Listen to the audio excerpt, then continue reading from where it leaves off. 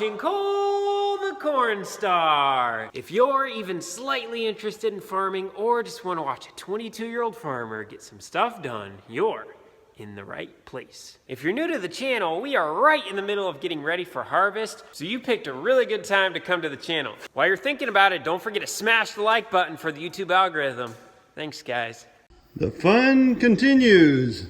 Just changed the fuel filter down here. Then I went to start it. I had the filter full, started, it died. So what I'm gonna do now is bleed the system, meaning that there's air in the fuel line, fuel system. I'm gonna squeeze down here and see if I can, then it squirts me. See if I can pump the air out. Diesel engines do not like air in the system. Kind of like when you eat certain foods and your stomach starts growling. Okay, we'll see what happens.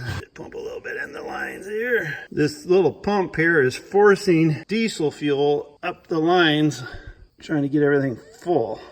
Okay, see if the little gal will start. When all fails, we may have to go through it again. Oh, she's trying, she's trying. Listen to her sputter. We did it. Now we'll just let her run for a minute. After we get the system bled and the engine running smooth here, we're gonna go ahead and jack the skid loader up, check the tightness on the tracks, make sure they're good and tight. It's easier to tighten up the tracks when they're on than have them become loose and get out somewhere and a track falls off.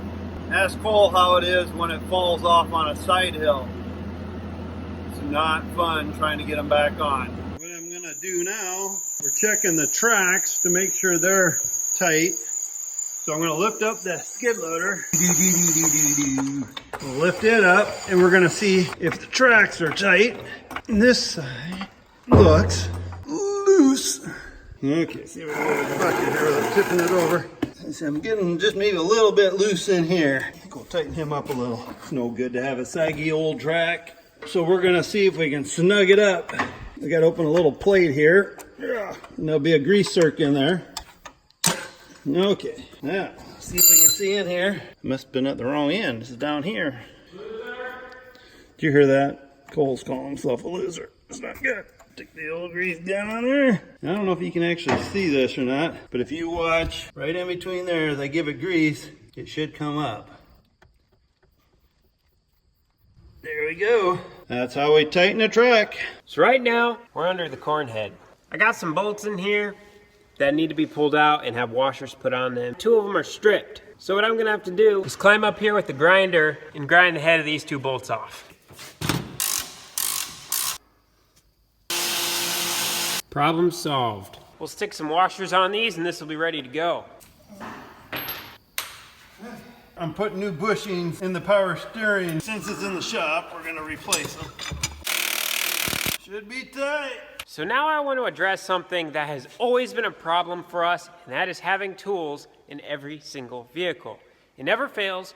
You're really far away from home, and then all of a sudden, hey, I need a pair of pliers. Oh, we don't have any pliers. Well, what about vice grips? Oh, nope, don't got any vice grips. How about a screwdriver? We don't even have a screwdriver. That drives me nuts. So my solution to that is I want to put a toolbox in every single vehicle, so every single semi, every single tractor, every single piece of equipment that we have. And so no matter where you are, you're going to be relatively close to some piece of equipment, and there's going to be a toolbox in it, meaning you'll have tools. So I'm going to put a full set of wrenches in this toolbox. We're going to have pliers, vice grips, crescent wrench, tape, zip ties. Everything you're going to need is going to be in the toolbox. We got some tool sorting to do. I almost forgot. With each toolbox, it's going to be color-coded. So all the tools in the toolbox are going to have a distinct color on it. In this case, it's going to be red. And then so when a tool gets pulled out and it's laying somewhere, I'll know, hey, that belongs to the red semi, so it'll go back in this toolbox.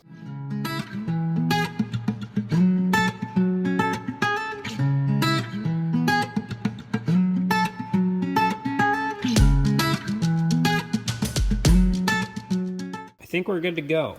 Guess who's getting this bad boy put in it? That's right, the red pickup truck. I'm tired of not having any tools in that. In that truck, it never fails. Everywhere we go, we need a tool. Don't have it. Guess what? It's gonna be in this. The dually is also getting a toolbox, cause same thing. Little do you guys know, I'm just trying to thin down the 1/2-inch wrench stack a little bit. Hey Dad, how excited are you to have a toolbox in the red pickup? I've been saying for the whole year, we need a toolbox in every piece of equipment. It's gonna be nice. The only thing is, now we won't have any breakdowns.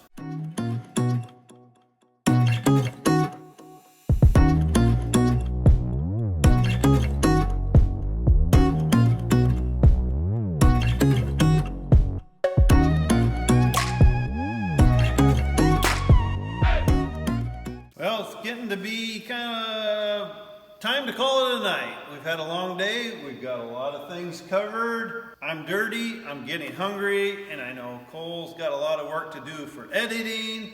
So we're gonna call it quits, but we're getting closer every day to harvest. Do you guys remember what's in this drawer? You were wrong. The Teflon tape's in this drawer. Guys, I have something revolutionary I'm bringing to men's fashion and farming, and that's the corduroy pants. These are my green corduroys. I've been wearing them for the past couple videos, but I just forgot to mention them to you guys. These are gonna replace the jorts this winter. Are you excited? I am. And for those of you who've been asking about the Bronco, that's not ours, it's one of Cooper's friends, and I have no idea what he's doing with it. Let's go back to filling this up now.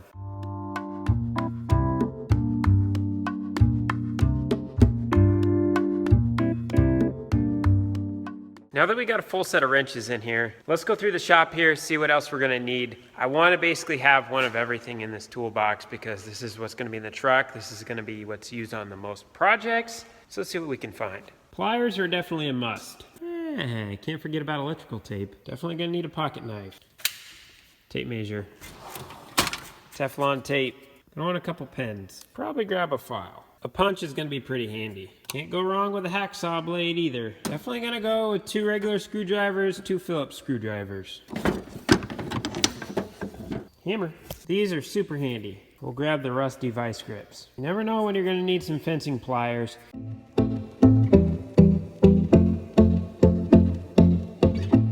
I know what I forgot to grab. Zip ties. Now we have a few other vehicles to do. The dually, the white semi, my Geo, and the 7140.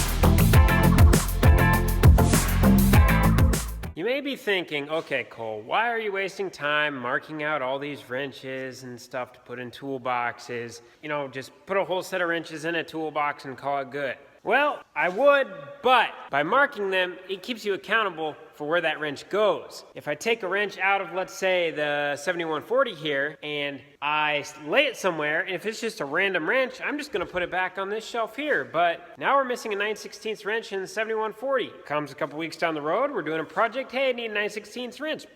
Don't worry, I got one in the tractor. No, I don't, I put it in here, but someone didn't realize that, so it didn't get put away. But when I got all these wrenches marked a specific way, I know exactly which toolbox they go into. So if I find them here on the floor, like in this pile here, I can put it away, not a problem. I will say it's gonna be really interesting to see where wrenches migrate to. By spending a couple hours to do this right now, it is gonna save so much time in the future. And when we're going during crunch time and we need a tool, it's gonna be right there. We're not gonna have to go take off down the road to search for it. Things are really coming along. This door on the 7140 is still giving us issues. Dad said he monkeyed with it for like 2 hours today and you could get the door to shut 10 times in a row just fine, then on the 11th it wouldn't work. At first I thought it was this that was bad, but we ordered a brand new one, put it on, did the same thing with this, and then so I took it off, took it back in, got a new one again, and it still doesn't. So, I don't know. Play with this a little more. They want $117 for this, so I'd kind of like to get it just to work by adjusting these bolts. Yeah, $117 for this. Literally what you're seeing right here. The size of my finger, 2 bolts in this.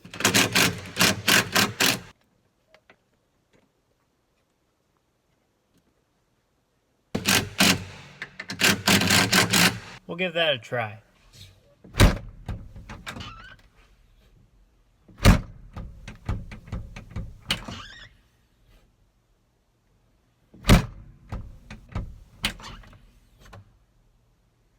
I'm kind of at a loss. The door is definitely winning right now. I got a couple resources I can call tomorrow.